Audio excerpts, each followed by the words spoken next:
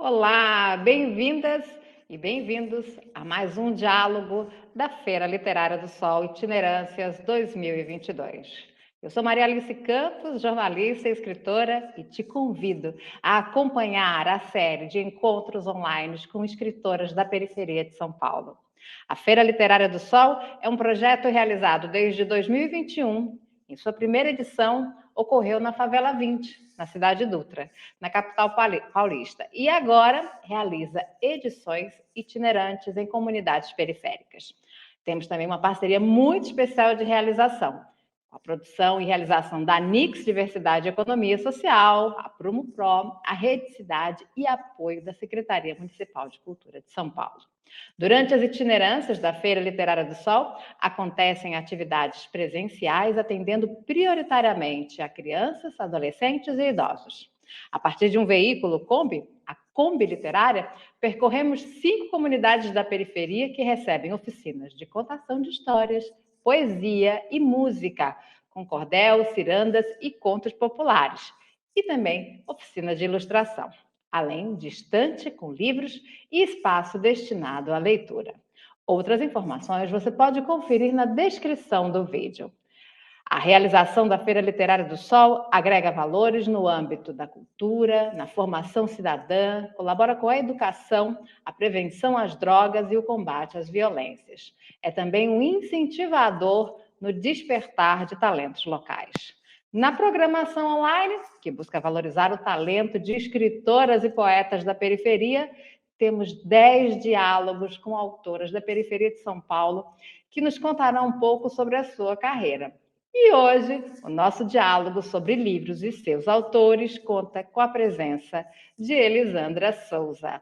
Olá, Elisandra. Elisandra é poeta, é autora do livro Águas da Cabaça, totalmente produzido, editado e publicado por jovens mulheres negras, lançado em outubro de 2012. É também coautora do livro de poesia Punga, com a Kiss Quintê, e tem participação em revistas e antologias literárias, como Literatura Marginal, Ato 3, Cadernos Negros, Negrafias, entre outras. Olá, Elisandra, muito bem-vinda ao nosso diálogo de hoje.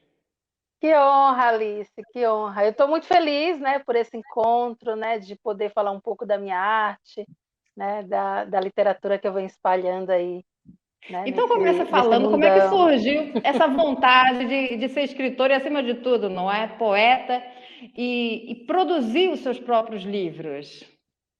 Olha, eu sou, antes de mais nada, né, eu gosto de me apresentar, eu sou, antes de mais nada, eu sou leitora, né, então, como leitora, né, eu sou aquela leitora voraz, que lê de tudo, né, e aí eu fui aprimorando também, eu falo que antes eu não tinha um direcionamento de leitura, né, eu lia tudo que aparecia nas minhas mãos, né, eu tive pouco acesso aos livros, né, na fase criança e no início da adolescência, e aí quando eu comecei a acessar os livros, eu vi que tinha um mundo mágico, né, e aí, a partir desse gosto, né, por leitura, eu pegava muito livro emprestado de bibliotecas, né, bibliotecas públicas, e tem um fato até curioso sobre isso, né? Eu comecei a adquirir livros depois que eu publiquei o meu primeiro livro, Punga, né? Então, eu não. Aquele dinheiro, né, que a gente vendia os livros, né? A gente sempre vendeu os livros com valores acessíveis. O Punga, né, quando a gente lançou em 2007, ele custava R$ 10, né? E aí, geralmente, né, os livros, né, de grandes editoras, né, custam em torno de 30, naquela época já custava em torno de 30, 40, né? Então, tinha que vender uns 4 livros meus para conseguir comprar um, né, dos demais livros, né? E aí eu Mas a passei. vida de escritor de editora grande também não é boa, não, tá? Porque eles ganham um tiquinho só daquilo que você pagou pelo livro deles. Sim, é verdade.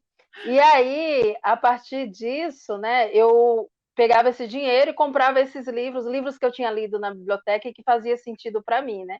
Um desses livros, que até dá o nome do nosso coletivo, é uma carta, Zenzele, uma carta para minha filha, que é um livro de uma escritora do Zimbábue, chamada J. Nosipo Maraire. E nesse livro a mãe fala para a filha vai estudar na Europa, ela fala tudo que a filha não pode esquecer quando estiver lá em um país que ela vai sofrer racismo, né? Que ela vai ter que esperar 5 minutos a mais na fila. E a mãe vai dando uma série de conselhos. E aí, dentro desse livro, tem a história das Migibas, né? Migibas, dentro desse livro de literatura, fala que eram mulheres guerrilheiras, mulheres revolucionárias. Então, quando eu ouvi a história das Migibas, eu fiquei super encantada, e aí dei o nome do meu fanzine lá em 2001, depois virou coletivo, e agora mais recente a gente tem, mais recente que esse ano completa 10 anos, as edições, né, as publicações da editora Migiba, assim. Deixa eu mostrar Então, aqui, olha, só para as pessoas terem ideia do que a gente está a falar, não é? sim, sim. Aqui já são 6 livros. Fala um pouco também. Isso. Vamos continuar, vamos voltar. Daqui a pouco a gente volta e mostra só para a pessoa ter um gostinho assim Não, inicial. bacana, bacana. Então, Migiba é uma palavra shona, né, que significa jovem mulher revolucionária. E esse livro, para mim, é um livro muito especial, né? Sempre que alguém pergunta assim, qual é o livro da sua vida, né? Eu fico... Esse é um dos livros, né? Sem dúvida, né? Por ter esse contato aí com a mulher africana, né? A mulher negra africana, né? É curioso, né? Ter que falar isso, a mulher negra africana, né? Porque, por exemplo, aqui no Brasil, a gente tem o maior escritor africano que a gente tem de língua portuguesa é Mia Couto, né? E para mim, eu ouvia falar de Mia Não, nós Couto, temos uma ganhadora, né, do prêmio sim, agora Camões, mais né? recente, a Pauline Mais Tiziane é uma recente, exato. mais recente, mas o maior escritor africano com Sim. maior número de vendagens, que tem vários convites, que aparece muito, é o Mia Couto, né? Uhum. Eu ouvia falar dele, mas eu não conhecia a imagem, né? Então, quando eu soube que ele era um homem branco, e assim, eu amo a literatura do Mia Couto, né? Isso não é desmérito nenhum, né? Nem nada. Mas a gente imagina que um autor africano vai ser negro. Eu senti isso quando eu li Pepetela. Sim, E sim. depois eu vi no Então, final a capa, assim, eu disse, "Ô". e aí isso é uma coisa que eu, quando adolescente, né, ia ler nas bibliotecas, eu sempre olhava, né, quem era o autor, né, porque eu venho de uma formação de conhecer a cultura hip hop, né, esse pertencimento racial, então foi uma construção. Eu não sabia desde pequenininha que eu era preta, né, eu fui me tornando uma mulher negra, né, é muito diferente. E a leitura, né, o hip hop, né, esse acesso aos livros me possibilitaram construir a mulher que eu sou hoje, assim. Então, e por isso que eu acredito muito no poder transformador da literatura, né? A literatura como um direito, né? Como já falou aí Antônio Cândido, né? Eu acredito muito nessa força potente de transformação social que a literatura traz, né? E tem os aspectos também da diversidade, né? Ou seja, do espaço de afirmação, da diversidade, da garantia do espaço para todas, né? Todas e todos. Talvez um pouco Sim. isso. Então, deixa eu mostrar então aqui para você falar um pouco sobre essas obras que vocês têm. Como é que surgiu a editora? Porque você tem um coletivo também, né? Tem o Sarau, não é isso? O coletivo. Porque é tudo uma construção, né? Foi chegando na sua vida, não? Inclusive hoje, né? Hoje é aniversário do Sarau das Pretas, né? O Sarau das Pretas está completando aí 6 anos. É o coletivo mais recente dentro da minha vida, assim, né? Que a gente performance, né? A gente recita as poesias, né? Faz todo um trabalho junto com o jongo, né? Que é uma linguagem aí tradicional, né? Da cultura brasileira. E aí vou falar um pouco dos livros, né? Que você colocou aqui. O meu primeiro livro publicado é o Punga, que é da edição Estoró, junto com o poeta Quis Quintê, lá em 2007. E aí passaram 5 anos, eu publiquei o meu primeiro livro autoral, né? Porque lá era em dupla, né? E tudo mais, né? E aí o primeiro livro autoral é o meu, o Águas da Cabaça, publicado em 2012, né? Inclusive esse ano completa 10 anos, né? Completa 10 anos que a gente começou a publicar os livros e completa 10 anos, né? Que eu fiz essa publicação. O Águas da Cabaça, ele vem abrindo, né? Esse caminho, né, de reverenciar também as escritoras negras que vieram antes de mim. Então, o Águas da Cabaça ele é dividido por capítulos com trechos de autoras negras que me são importantes, né, que conheci lá, né, nessas bibliotecas, né, nas prateleiras dessa biblioteca, conheci na vida, né, inclusive a J. Nozi Pumaraire está lá, né, com um trechinho, né, e aí fazer literatura negra feminina é a gente sempre olhar para as escritoras que vieram antes, né? Então, em 2012 foi o Águas da Cabaça. Em 2013 teve o Pretextos de Mulheres Negras, que é uma antologia com 20 autoras da cidade de São Paulo. Autoras essas que estavam ali na linha de frente dos saraus naquele período, mas que acabavam não sendo muito convidadas, né? E tudo mais, né? Um dos motivos que esses convites não vinham para essas escritoras é que elas não tinham livro publicado, né? Então, quando a gente fez pretexto, era, olha, é livro publicado que vocês querem, a gente tem, né? Então foi muito. Já arranjou um pretexto, não tem mais. Já arranjamos um pretexto e também um constrangimento para o nosso próprio movimento, no sentido de não dá mais para vocês fazerem mesas com 5, né? 4 a 5 homens, né? De vários tipos, né? E convidar só uma mulher. E no Águas da Cabaça já tinha me gerado o incômodo de sempre ser a única mulher na mesa. Eu falava, tem que chamar mulher, então chama a Elisandra, que já é mulher e é negra, então ela cobre as duas cotas, né? Eu sentia isso, né? E aí meu assunto, quando eu ia falar, eu sempre estava falando de racismo, de machismo. Quando eu ia falar de literatura, não dava tempo, não dava mais tempo, né? Então, o Pretexto de Mulheres Negras veio, né, para fomentar, né? Nunca foi, como que eu diz, né, inocente, né? Eu preparei um cenário para que a literatura das mulheres negras, pelo menos ali no meu entorno, né, no movimento de saraus, elas fossem visibilizadas, né? Então, eu sempre me incomodei com essa coisa de a única escritora, né? Apesar que no período eu não era a única escritora, mas tinha esse diferencial de ter um livro autoral publicado. Poucas tinham, né? Poucas mulheres negras lá né, nos saraus periféricos. Quando eu falo sarau periféricos, eu venho da trajetória do sarau da Cooperifa, né? Lá é minha família literária, né? Lá que eu comungo a minha palavra, né? E eu sempre e lá que eu comecei a exercitar mais o meu fazer poético, porque no início era todas as quartas-feiras e eu ficava constrangida de toda quarta-feira fazer o mesmo poema, né? Então eu tive que começar a produzir para recitar, né? Porque eu Deixa eu falei, não, produzir. tava ficando constrangedor, né? As pessoas, né? E o sarau da Cooperifa é uma escola poética mesmo, né? As pessoas vão lá para experienciar o poema, né? Então eu ouvia 40, 50 poemas numa noite, eu falei, nossa, eu tenho que retribuir essa generosidade, né?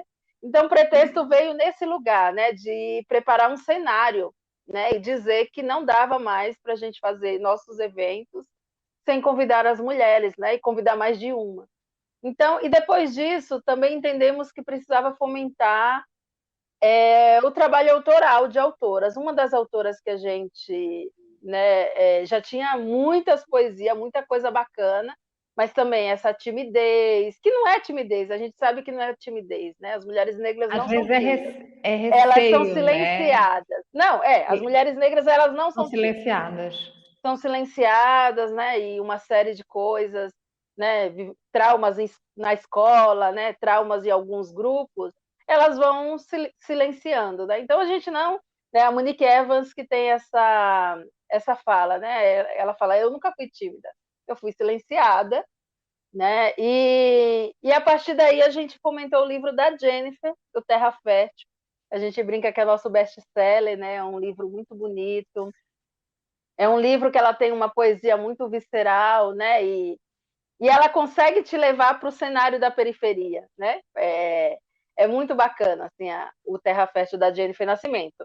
Aí isso estamos falando, 2012, Águas da Cabaça, 2013, Pretextos de Mulheres Negras, 2014, o Terra Fértil da Jennifer Nascimento, e aí passou, né, uns anos aí, um período, e vem o Filha do Fogo, que é esse livro de contos, né? Opa. Contos de Mostra, amor mostra e de cura. novo, para ficar mais pertinho. Isso. O Filha do Fogo é o meu primeiro livro de contos, né? E também foi o primeiro livro.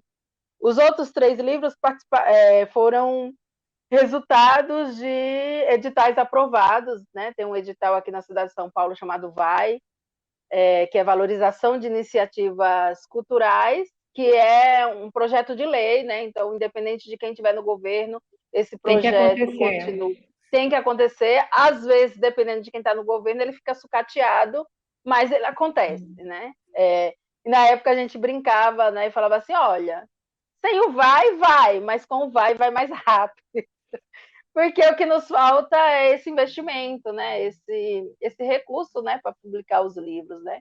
Publicar um livro no Brasil ainda continua sendo caro, né? Não é, ai, vou fazer um livro, não, né? Tem que ter um De uma forma planejamento. geral, publicar um livro é muito caro, no sentido de custo, não só da produção, mas a arte, a edição, são vários profissionais envolvidos que a pessoa acha que é só o escritor que está ali envolvido.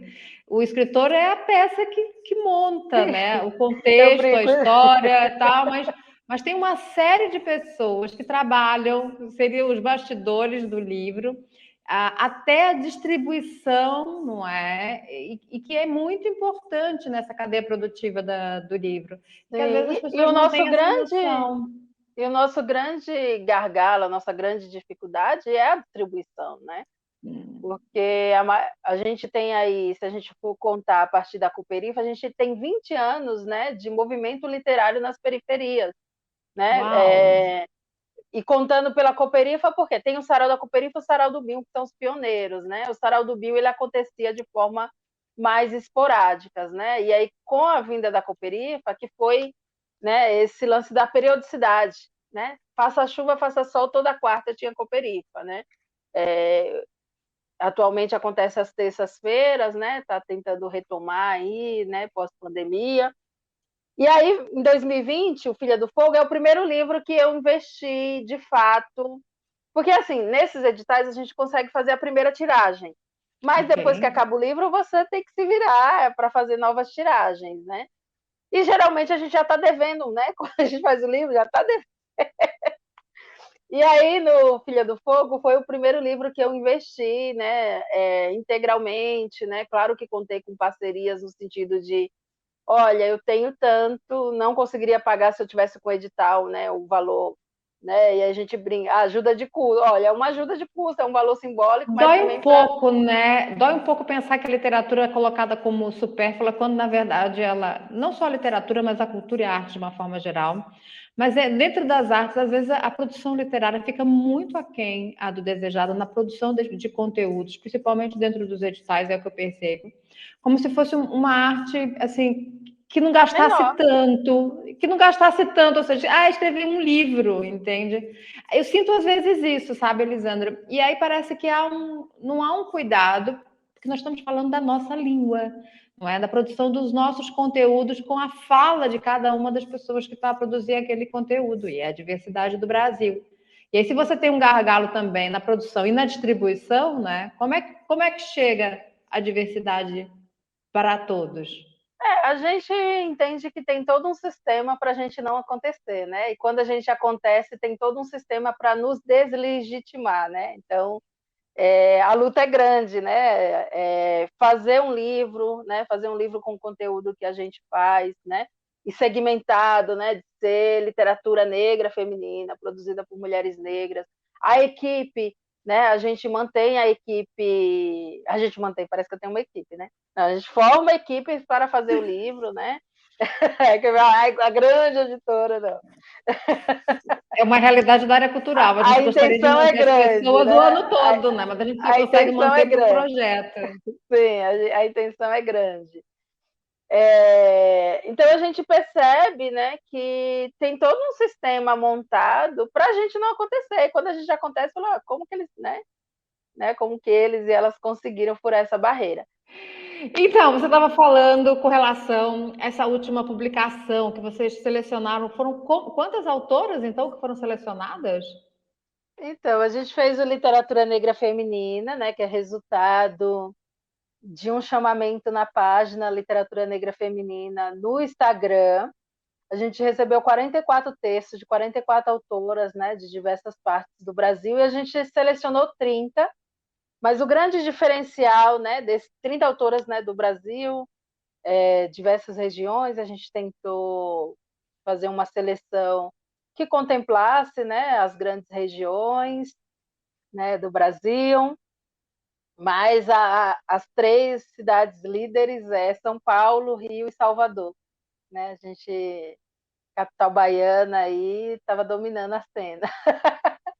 E aí, dentro desse livro, é um livro todo ilustrado, né? A gente optou pela ilustração de colagem, então né, tem a autora, né? Tem a biografia dela e 2 poemas de cada autora. E esse livro tem uma ousadia, né? A gente tentou, né, com todas as nossas forças, fazer uma linha do tempo, pedindo a bênção aí às escritoras mais velhas, né? Escritoras que vieram antes, né, e que capinaram esse terreno para que a gente pudesse hoje, né, dizer somos escritoras negras, né? Então, começando aí com Maria Firmina dos Reis, inclusive ontem, dia 11 de março, foi o bicentenário de nascimento da Maria Firmina dos Reis, né, uma escritora do Maranhão, que foi também a primeira pessoa a publicar romance no Brasil. A primeira pessoa a publicar romance no Brasil é uma mulher negra, né? E a gente pouco ouve falar de Maria Firmina dos Reis. Né? Mais recente tem tido esse resgate, né? Falando bastante da obra dela, Úrsula, né? Tem caído em vestibular, mas é uma obra que a gente deveria ter estudado na escola, né? Como que a primeira pessoa a publicar um romance no Brasil ainda não é estudada como literatura básica, né? Do nosso ensino, né? Então, a nossa linha do tempo começa Qual é a com ela. literatura que chega? Qual é a literatura que chega, né, para as pessoas de uma forma geral e que está na biblioteca disponível? Sim, sim. E aí, Muito a ver com isso também, não? sim.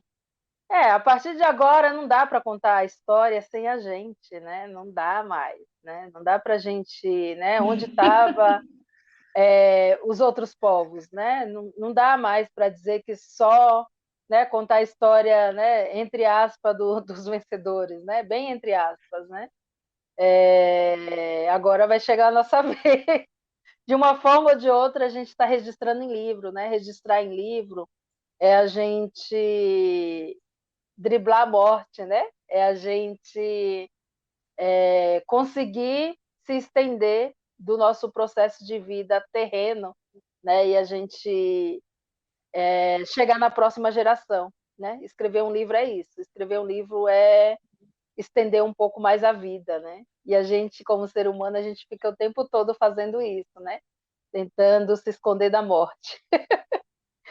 É garantir E também que as próximas gerações sejam um pouco melhores do que nós também. Eu acho que tem muito a ver com sim. isso. Todo o conteúdo que nós produzimos A... dentro da área literária que sirva, né, para fazer com que a gente se Sim. torne uma humanidade, não é, mais pacífica, mais generosa, né, mais consciente, né, de que nós somos todos iguais, nós não temos diferenças se nós formos parar para pensar, né? O Covid também deixou isso muito claro, né? Não escolheu, não escolhe quem vem. Então, é um pouco isso também que eu acho que a arte e a literatura, como você coloca tão bem, deixa. E eu queria Por te isso que a pedir, pra, gente antes da gente faz, né? A encerrar, gente... trazer um dos seus poemas para nós. Eu vou fazer Você sim. acha que é Mas deixa eu possível? só concluir aqui da linha do tempo, porque Tá bom. a linha do tempo ela prova, né, que as mulheres negras estão escrevendo desde 1859 isso que a gente conseguiu aqui no Brasil, né? Isso que a gente conseguiu levantar, né? Mas tem uns intervalos dentro dessa linha do tempo de 40, 50 anos. Não é possível que em 40, 50 anos nenhuma mulher negra escreveu, né? Então a gente tem aí a produção de mulheres negras nos últimos 30 anos com mais efervescência. Por quê? Porque começa a partir há 30 anos atrás os movimentos coletivos, né? A gente tem aí, né, mais de 30 anos, né? No caso, a gente tem aí como marco a antologia Cadernos Negros. Eles estão 43 anos publicando literatura negra. Um ano publica conto, né? Outro ano poesia. E, por exemplo, né, a gente tem aí a Conceição Evaristo. A pessoa está dando chute aqui, deixa eu tomar uma água.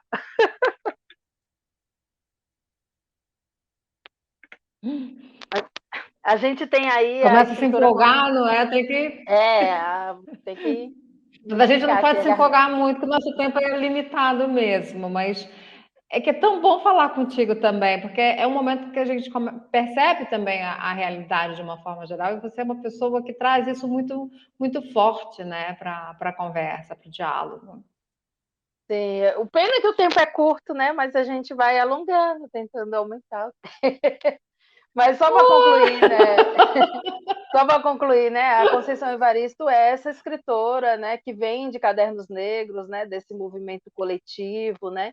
Então eu acredito muito que a literatura negra feminina, né? Para que a gente possa prestigiar as autoras de forma individual, né? Com suas obras autorais, a gente está aí preparando esse cenário, né? Para que essas escritoras sejam possíveis, sejam lidas. Então eu aqui, né, junto com os nossos coletivos, né, com as nossas mulheres, a gente vai criando esse cenário, criando esse pretexto, né, para que a nossa literatura seja lida. E agora a gente vai ganhar poesia de Bora, Elisandra bora, Souza. bora. O meu livro mais novo, mais recente, né, o Caçulinha, é Quem Pode Acalmar Esse Redemoinho de Ser Mulher Preta? E eu vou recitar esse poema chamado Redemoinhos. Nossa, bora. Redemoinhos. Quem pode acalmar esse redemoinho de ser mulher preta? Esse racismo que me desumaniza e me torna vazio. O invisível de todos os meus passos desfeitos. Sabe quando o mar desfaz as escritas na areia? Sabe quando o dia vai virando noite e tudo se torna mistério? Tem dias que a loucura mescla com a solidão. E eu me vi várias vezes, vagando sem destino certo. Eu tenho medo de que não se lembre. Nossos passos vêm de longe e precisamos prosseguir. Quem pode acalmar esse redemoinho de ser mulher preta? Quem pode acalmar esse redemoinho de ser mulher preta? Só um trechinho, só para deixar um gostinho, né, de literatura. Meu, muito obrigada pela sua presença, obrigada por prestigiar a Feira Literária, por novamente estar atendendo um convite quando a gente faz. Você é uma pessoa sempre assim com um coração enorme e ajudou bastante também, indicando autoras que vão estar também nos diálogos. Muito obrigada, Elisandra, Eu que pela sua agradeço a colaboração, feira, pelo que a seu... feira tenha vida longa, né? E estou aí à disposição para convite, para falar dessa E literatura os que me seus livros vão encanta. estar lá, tem um livro seu que vai estar na feira, né? Esperamos que Vai as estar pessoas sim, o Filha do possam Fogo, ler né? O e meu livro de acompanhar o seu contos. trabalho. Eu que agradeço e vida longa Muito aí o obrigada. projeto. Eu que agradeço. Nós esperamos também, esperamos que a feira possa continuar a fazer as suas itinerâncias, né, ao longo dos próximos muitos anos e décadas. Nós estamos no segundo ano. Então, muito obrigada, Elisandra, pela sua presença. Obrigada a você que nos acompanhou aqui. E este é um projeto Nix Diversidade e Economia Social, com a produção da Rede Cidade, apoio da Promo Pro, apoio da Secretaria Municipal de Cultura de São Paulo. Aproveitem, assinem o canal, curtam o vídeo e compartilhem. Até a próxima! Até a próxima.